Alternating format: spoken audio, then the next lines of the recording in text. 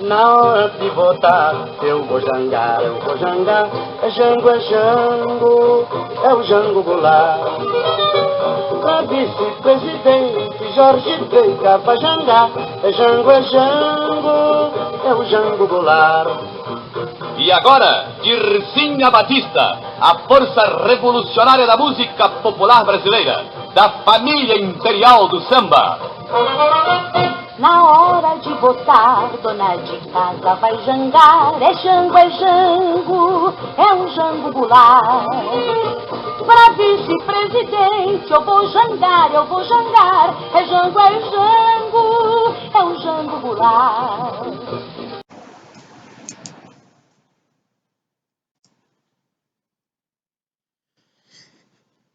Bom dia, nono ano.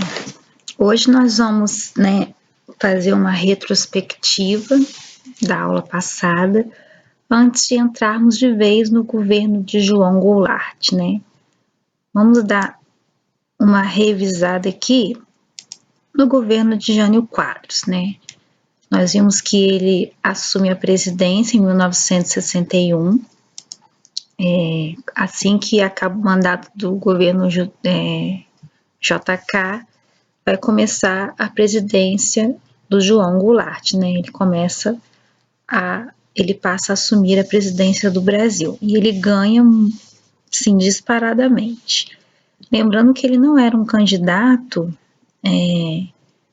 muito assim favorito para as eleições, mas ele ganha, mesmo com pouco, ele tinha sido governador, se não me engano, de São Paulo, ele tinha sido vereador, professor de geografia, então ele não tinha muita experiência no ramo da política, mas ele conseguiu se manter no poder, ou tentou. Misteriosamente ele renuncia, ele renuncia deixando um bilhete, aqui a posse dele. Aqui nós temos o vice-presidente, o João Goulart, que nós vamos falar na aula, do seu governo, e aqui nós temos o ex-presidente JK, que passou a faixa para Jânio. O Jânio foi muito polêmico, porque ele adota uma política muito conservadora, ele toma diversas decisões polêmicas, ele proíbe corrida de cavalos, ele vai proibir o uso do biquíni, tanto em desfiles, na desfile de Miss, as Miss elas desfilavam de biquíni, de maiô, e tanto quanto a ir à praia. Então ele faz essa proibição, o lança-perfume também é uma das proibições dele, ou seja, ele é bem conservador. E aí nós temos essa política interna de conservadorismo econômico e de um moralismo muito grande, Ele é um cara bem controverso. Aqui nós vamos ter também uma contradição no governo dele, porque ele vai receber lideranças comunistas como o Che, e ao mesmo tempo ele é contra o comunismo. Então não tinha razão, ao mesmo tempo que ele rompe com os Estados Unidos da América, que era o país que o Brasil tem as suas alianças até hoje. Na política externa, ele vai assumir uma postura independente dos Estados Unidos, aproximando-se de países socialistas. Aí ele condecora o cosmonauta Yuri Gagarin, russo, e o comunista Che Guevara. Então, uma personalidade de um país comunista e um líder de uma revolução, que foi a Revolução Cubana, o Che, que os militares aqui do Brasil não suportavam, não gostavam, nunca apoiaram. Aqui ele está condecorando o astronauta, aqui ele passa a condecoração para o Che e recebendo o Che no Brasil. Reata, com a União Soviética, a antiga União Soviética. Aqui nós temos uma pequena revisão das relações diplomáticas de Brasil e Rússia, Deixei até uma atividade sobre isso para vocês. as contradições, né? Ao mesmo tempo que ele não suporta o comunismo, ele recebe comunistas no Brasil. E a oposição de Jânio, né, cresceu ainda mais por seu governo não conseguir controlar a crise econômica do governo JK. É nesse ponto que nós vamos chegar, né? O governo JK deixa uma dívida externa muito grande, uma inflação altíssima, e aí nós vamos ter aqui, né, a brincadeira do JK com o João Goulart, né? Eu fiz 50 anos em 5, né? Durante 5 anos de governo, né, eu consegui construir Brasília, que levaria 50 anos, e ele dizendo que vai pagar a dívida, né, vai pagar os 50 em 5. Ele não pagou essa dívida, só aumentou. E aí, quando ele renuncia, quem assume de imediato deveria ser o seu vice, o João Goulart. Porém, o João Goulart estava na China, resolvendo algumas questões políticas, né? E a China é o quê? Um país comunista, socialista. Então, o Brasil começa a ficar incomodado porque, primeiro, o presidente renuncia, no caso não o João Goulart, o Jânio Quadros. E aí vai assumir o presidente da Câmara, Ranieri Mazzilli, né? Até que João Goulart retorne ao Brasil. Quando o João Goulart retorna ao Brasil, ele encontra o seguinte cenário, né? Ele chega no Brasil e encontra tensões sociais. Que tensões sociais eram essas, né? O João Goulart ele assumiu o poder durante uma grave crise econômica e social. A inflação do país crescia e tornava-se cada vez mais clara a distância entre uma minoria rica e uma maioria pobre da população brasileira. Nesse período, houve um aumento da radicalização política no país e João Goulart passou a ser pressionado por grupos com ideias extremamente contrárias. Diversos movimentos sociais se mobilizaram, buscando melhorar as condições de vida da população. No campo, trabalhadores rurais se organizaram por meio de movimentos como as Ligas Camponesas para reivindicar uma reforma agrária. Esse é um tema muito importante porque a reforma agrária ela é discutida até hoje, né, debatida até nos dias de hoje. Outros grupos como o movimento estudantil e os sindicatos de trabalhadores fortaleceram sua militância durante esse período e passaram a acompanhar ativamente as questões políticas do país. Então vamos lá, vamos tentar entender o que estava acontecendo. O João Goulart chega, né, ele vai, em determinado momento ele retorna da China, né, ele é avisado que o presidente, né, o Jânio Quadros renunciou. Então, ele é avisado, ele é comunicado que ele precisa retornar urgentemente ao Brasil, pois o país estava sob o comando do presidente da Câmara e ele, como vice, deveria assumir de imediato. Ele assume, né, e ele começa a tomar uma postura que dá a entender que ele apoia o trabalhador, né, o trabalhador, o estudante, os menos favorecidos. E aí, esse seu governo vai ser marcado, porque começa em 61, no mesmo ano que o atual presidente renuncia, ele já assume, e vai até 64.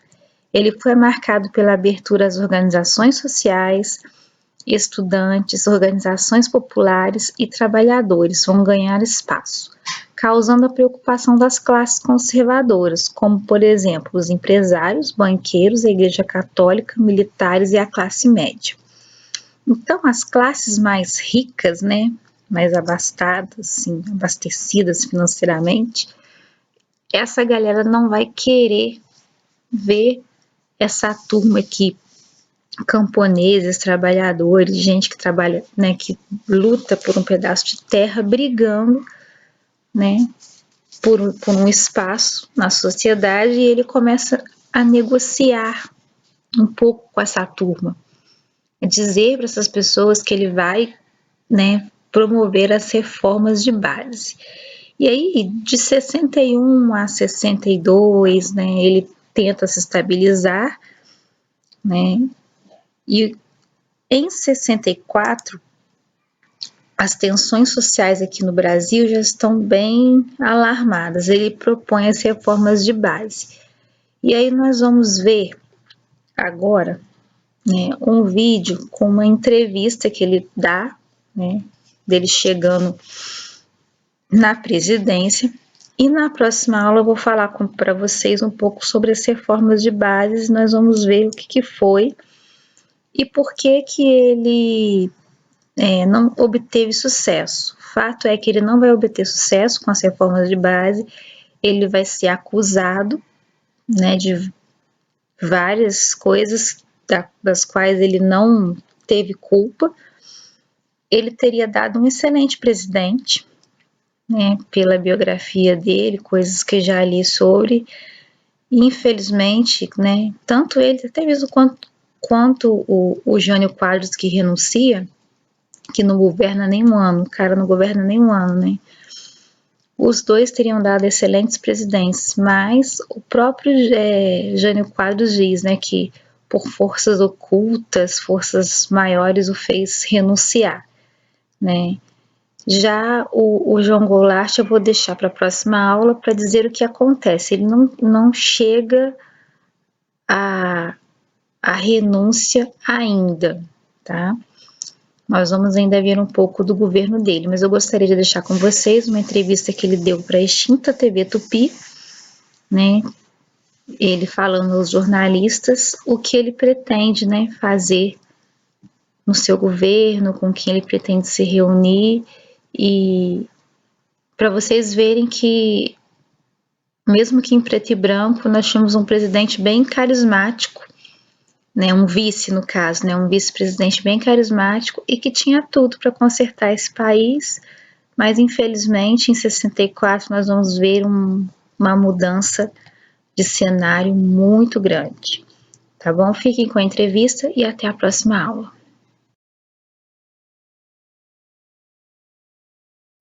Para proporcionar aos telespectadores da televisão Tupi, da grande rede emissora associada, a primeira manifestação, o primeiro cumprimento, a primeira saudação do presidente constitucional do Brasil, senhor João Goulart. Tivemos a oportunidade de se encontrar em Montevidéu, sabemos do seu cansaço. Realmente, já lhe dei uma entrevista, foi a primeira entrevista televisionada que eu dei nessa minha caminhada do exterior até chegar ao país, foi a você lá em Montevidéu. E o meu propósito, até a minha visita a essa sala, foi com o objetivo de vir trazer um abraço aqui e a minha saudação muito afetiva a todos os representantes da imprensa que se encontram nessa sala e trazer também a ele as minhas congratulações e os meus agradecimentos pela resistência heróica também da imprensa brasileira e especialmente dos que aqui estão na defesa intransigente das nossas instituições. Sei que os jornalistas constituíram uma das sentinelas mais avançadas nesta luta que empolgou todo o povo brasileiro no sentido da manutenção das leis, da ordem e da nossa Constituição. A todos os jornalistas o meu abraço e a minha gratidão, que é a gratidão de todo o povo brasileiro pela posição que tomou a imprensa brasileira em defesa da lei e da ordem. Já começaram as articulações para a formação do gabinete? Absolutamente nenhuma articulação. Primeiro repouso. A primeira articulação que eu fiz ao chegar aqui foi esse abraço que vim dar a vocês, porque o resto foi uma conversa cordial, com dois presidentes do partido, sem entrar em detalhes nenhum a respeito da composição do governo. E o compromisso perante o Congresso Nacional será mesmo no dia 7 de setembro? É amanhã que eu vou tratar. Uma bela com o data, presidente né? do Congresso. Uma grande data nacional, evidentemente, mas eu não posso afirmar nada porque eu não combinei ainda com o presidente do Congresso. Não combinei nem com o Senado, nem com a Câmara. E só depois desse entendimento amanhã é que eu vou poder dizer o dia. Agora para as famílias que estão acompanhando esse documentário, acha que no momento com a sua presença em Brasília, voltou a tranquilidade a reinar na nação brasileira? Não há mais perigo de nada que possa intranquilizar as famílias de nossa terra? Bom, eu quando saí do Sul, ou melhor, quando saí do estrangeiro para chegar ao Brasil, a fim de cumprir com os deveres que me são impostos pela Constituição, trouxe no pensamento esse único propósito, de tranquilizar as famílias brasileiras e de fazer com que o país voltasse à sua tranquilidade, voltasse à lei, ao respeito, porque entendo que é somente dentro de um clima de tranquilidade, de paz e de respeito às leis que o Brasil pode atingir os seus objetivos. E o senhor acredita no regime parlamentarista, no êxito desse regime que se instala com a sua pessoa como presidente da República? Basta que o regime parlamentarista traga essa paz e essa tranquilidade tão desejada pela família brasileira, basta que traga um clima de desenvolvimento para o país e ele já terá prestado um grande serviço a essa nação. Para completar, presidente João Goulart, será esta, segundo sabemos, a primeira noite que o senhor irá dormir algumas horas e tranquilamente. Palavra que será a primeira noite. Que até ontem, os jornalistas que estavam em Porto Alegre são testemunhas disso, passamos numa vigília cívica durante a noite inteira, principalmente quando tivemos notícia dos últimos acontecimentos que se verificavam na capital, aqui em Brasília. É verdade que o senhor acompanhou em Porto Alegre, e agora é uma vaidade profissional, os acontecimentos através da Rádio Difusora de São Paulo? Realmente, em muitas oportunidades, a Rádio Difusora é que nos punha ao contato dos últimos acontecimentos verificados no país. Mesmo porque a cadeia da legalidade lá no Rio Grande do Sul estava em permanente contato com a Rádio Difusora em São Paulo. Muito obrigado, presidente. Um aperto de mão. Desculpa, eu gostaria de conversar mais, mas infelizmente eu tenho ainda um compromisso aqui, tenho 6 noites de... Um grande abraço ao senhor e muito obrigado. Então, uma boa noite para os paulistas, uma boa tarde, uma boa noite, um bom dia, uma saudação para os paulistas, para os trabalhadores de São Paulo principalmente, que, demonstrando uma grande maturidade política, estiveram ao lado da legalidade contra qualquer ditadura no Brasil. Realmente, os trabalhadores constituíram uma das forças mais vivas e mais atuantes nessa batalha pela legalidade. Trabalhadores, estudantes, jornalistas, povo, classes conservadoras, clero, civis e militares, todos se confraternizaram nessa luta extraordinária pela manutenção da paz e pela legalidade.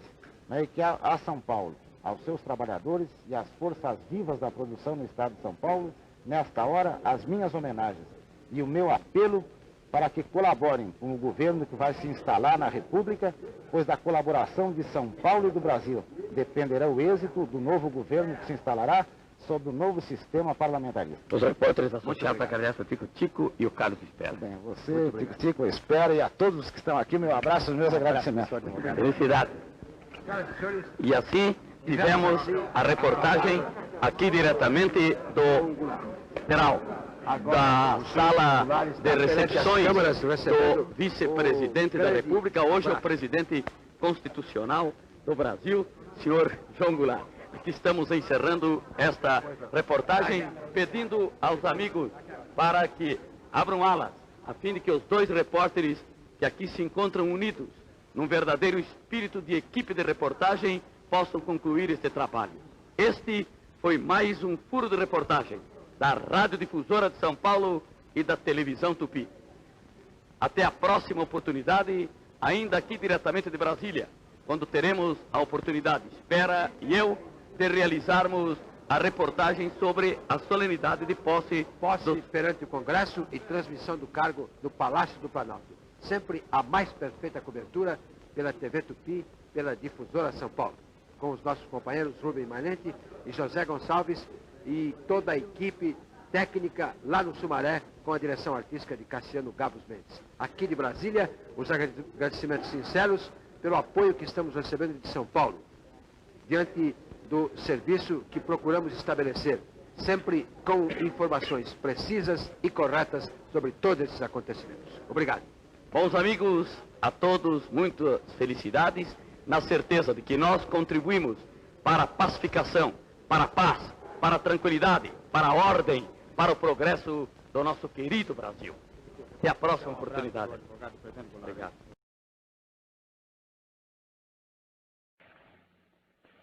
Neste instante, vai dirigir a sua palavra ao Congresso Brasileiro e à nação, Sua Excelência, o senhor presidente João Belchior Marques Goulart.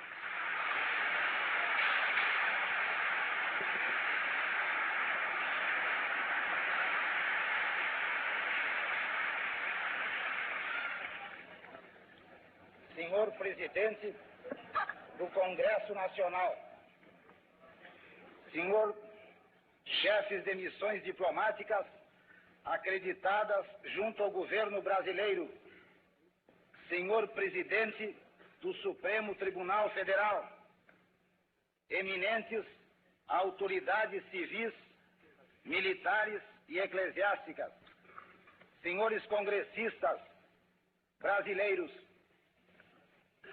assumo a presidência da República consciente dos graves deveres que me incumbem perante a nação. A minha investidura, embora sob a égide de um novo sistema, consagra respeitoso acatamento à ordem constitucional.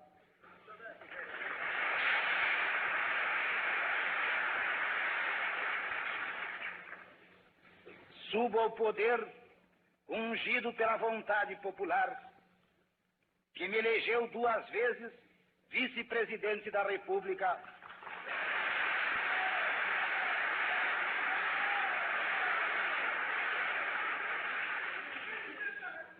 e que agora, em impressionante manifestação de respeito pela legalidade e pela defesa das liberdades públicas, uniu-se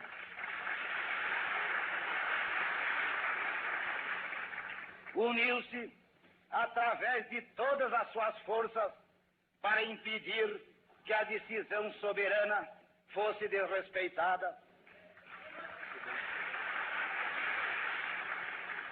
Considero-me guardião dessa unidade nacional e a mim cabe o dever de preservá-la no patriótico objetivo de orientá-la para a realização dos altos e gloriosos destinos da pátria brasileira. Não há razão para ser pessimista diante de um povo que soube impor a sua vontade, vencendo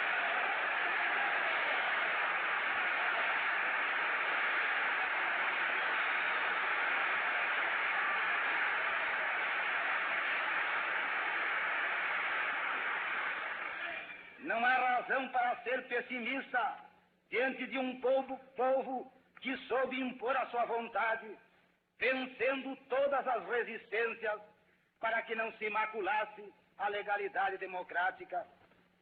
A nossa grande tarefa é a de não desiludir o povo e, para tanto, devemos promover, por todos os meios ao nosso alcance, a solução de seus problemas, com a mesma dedicação e o mesmo entusiasmo com que ele soube defender a lei, a ordem e a democracia.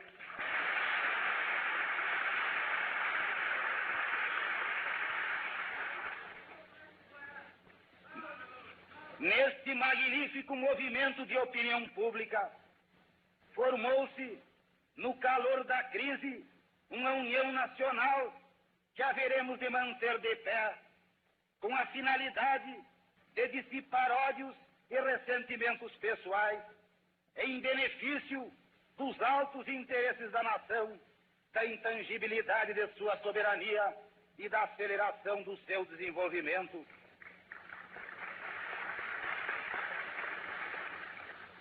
Permitam, entretanto, senhores congressistas, neste momento, uma reflexão que suponho seguramente tão sua quanto minha.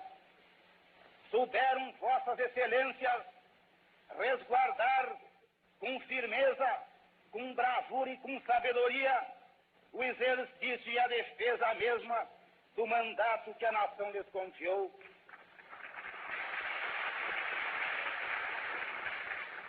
Cumpre-nos agora, mandatários do povo, fiéis ao preceito básico de que todo o poder dele mesmo emana, devolver a palavra e a decisão à vontade popular.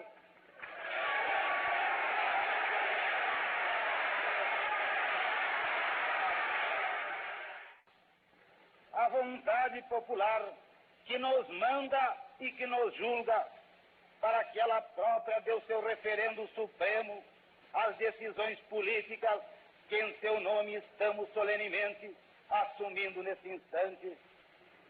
Surpreendido quando a missão do meu país no exterior, com a eclosão de uma crise político-militar, não vacilei um só instante quanto ao dever que me cabia cumprir. Desde logo, pude avaliar a extensão e o sentido exato da mobilização de consciências e vontades em que se irmanaram os brasileiros para a defesa das liberdades públicas, solidário com as vivas manifestações de nossa consciência democrática. De mim não se afastou um momento sequer o pensamento de evitar, enquanto com dignidade pudesse fazê-lo, a luta entre os irmãos brasileiros.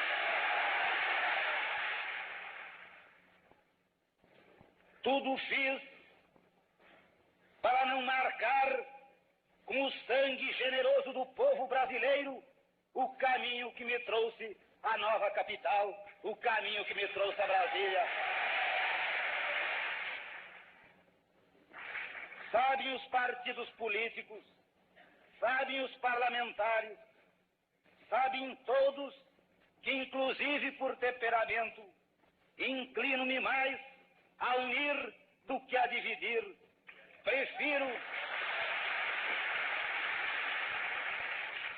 Prefiro pacificar a acirrar ódios, prefiro harmonizar a estimular ressentimentos.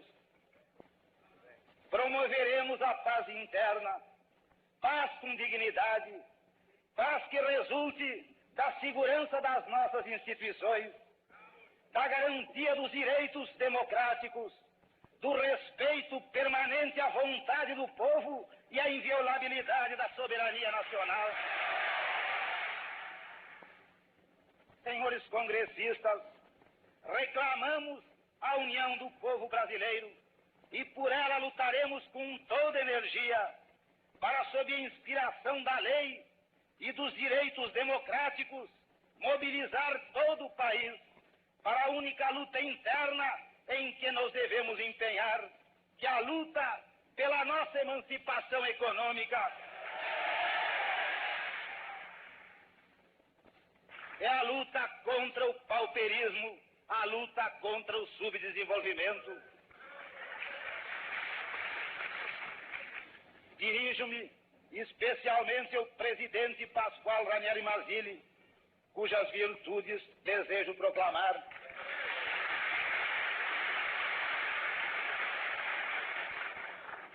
Ao Congresso Nacional, que tive a honra de presidir nestes últimos 6 anos, e que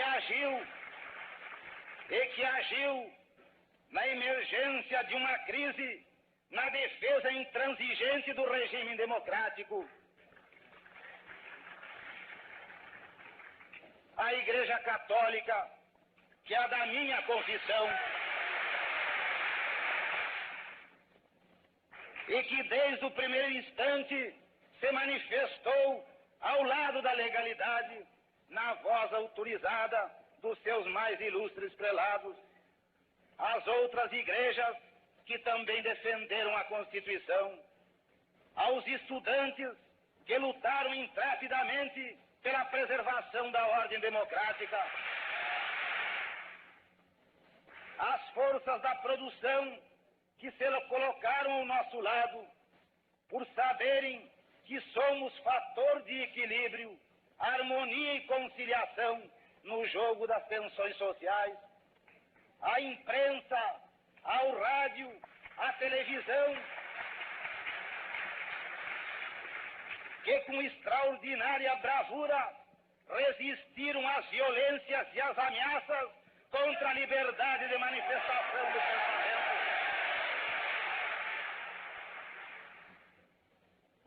As Forças Armadas, que permaneceram fiéis ao espírito da democracia e devotaram-se à proteção da ordem jurídica.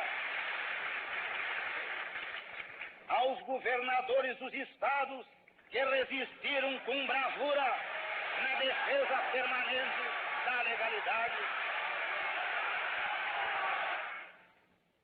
aos trabalhadores do Brasil que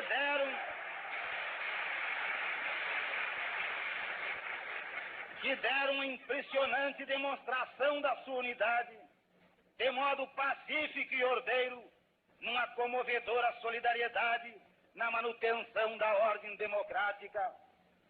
A todos, como presidente da República, dirijo os agradecimentos do país e formulo um apelo para que não nos faltem, em nenhum momento, com o seu apoio e com a sua solidariedade, em nome dos mais sagrados interesses da pátria comum.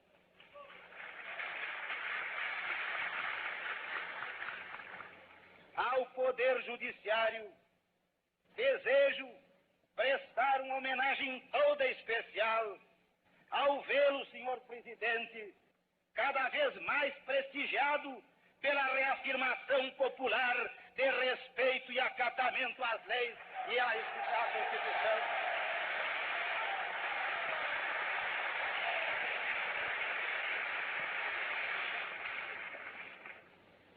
Sob meu governo, todas as liberdades públicas estarão desde logo asseguradas.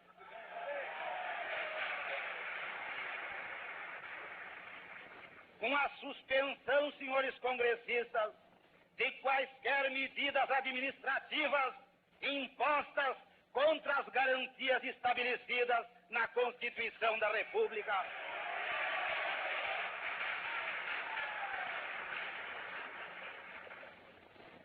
Senhores congressistas, o destino, numa advertência significativa, conduziu-me à presidência da República na data da independência política do Brasil.